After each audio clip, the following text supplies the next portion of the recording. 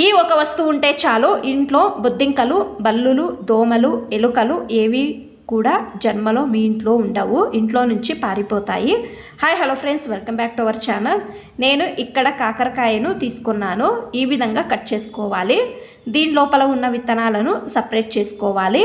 నేను వీడియోలో చూపిస్తున్నాను కదా, సేమ్ ఈ విధంగా సపరేట్ చేసుకోవాలి విత్తనాలను. నేను అన్నీ కూడా విత్తనాలను సపరేట్ చేసుకొని మీకు చూపిస్తున్నాను.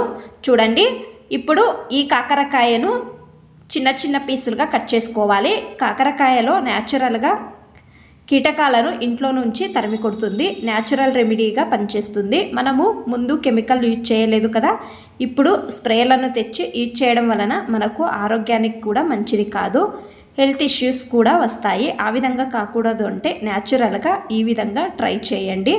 నేను ఇక్కడ కాకరకాయను చిన్న చిన్న పీసులుగా కట్ చేసుకున్నాను.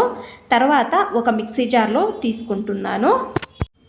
తర్వాత ఇందులో పలావాకును వేస్తున్నాను. ఈ విధంగా చిన్న చిన్న పీసులుగా కట్ చేసి వేసుకోవాలి. ఇందులో కొద్దిగా వాటర్ వేసుకొని గ్రైండ్ చేసుకోవాలి. నేను గ్రైండ్ చేసుకొని చూపిస్తున్నాను. ఇది ఒక స్ట్రెయినర్ సహాయంతో వడగట్టుకోవాలి. ఒక స్పూన్ తీసుకొని ఈ విధంగా ఫిల్టర్ పైన ప్రెస్ చేస్తే నీళ్ళు అంశం అంతా కూడా వస్తుంది. ఇది కూడా మనము యూజ్ చేయవచ్చు.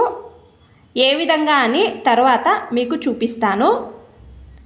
చూడండి, నేను ఈ పిప్పి అంతా కూడా సపరేట్ చేసుకుంటున్నాను.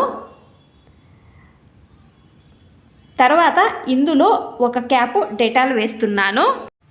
తర్వాత కర్పూరము ఒక 2 తీసుకొని ఈ విధంగా పొడి చేసి వేస్తున్నాను. తర్వాత ఇది అంతా కూడా మిక్స్ చేసుకోవాలి. నేను ఇక్కడ వాటర్ బాటిల్ తీసుకొని ఇందులో ఈ లిక్విడ్ వేస్తున్నాను.